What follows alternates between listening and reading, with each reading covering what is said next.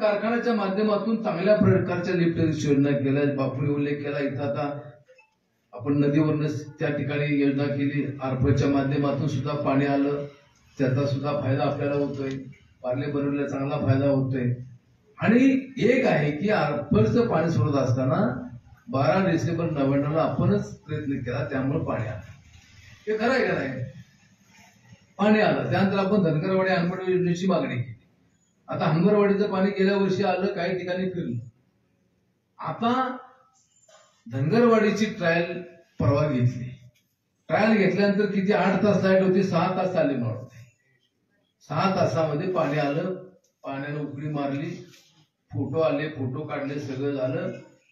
आणि मग त्यांनी तिथं सांगायला पाहतं की बाबा कराड उत्तरच्या मतदारसंघात पाणी आलं, शेतकऱ्यांच्या जीवनामध्ये आर्थिक परिवर्तन होईल असं सांगायला पाहतं.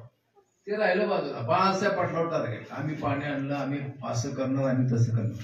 असं घडलंय का हो की माझा पराभव 23 नोव्हेंबरला झाला. मग 23 नोव्हेंबरला झाला तर 25 नोव्हेंबरला येऊन हिने कुदळ मारली आणि मागच्या महिन्यात पाणी काढलं. असं घडलंय का हो? काय तर आपले काय कष्ट असतील ना. पण मी कसं, माझा स्वभाव असा, मी निगेटिव्ह मधनं पॉझिटिव्ह घेतो. म्हणजे मी काय सांगितलं, मला लोक म्हणले होते असं म्हणले तसं म्हणले, काय पाणी कुणाला मिळतंय? शेतकऱ्याला मिळते.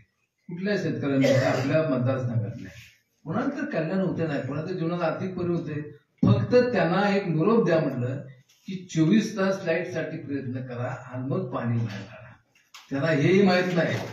आता सुद्धा मला फोन इथं आला की इरिगेशनचे अधिकारी घरी आलेत. मी त्यांना सांगितलं मी इलेक्शनमुळे भेटणार नाही. काय काम आहे मला माहित आहे. त्यांना ते 24 तास करायचं आहे. आणि ते आपल्याशिवाय कुणालाच माहित नाही. तांबेला आपल्याशिवाय कुणाला माहित नाही. काय त्यांना काहीच माहित नाही. नुसतं आपलं फोटोबाजी करायची, स्टंटबाजी त्या ठिकाणी करायचं, अशा प्रकारचं काम सुरू आहे.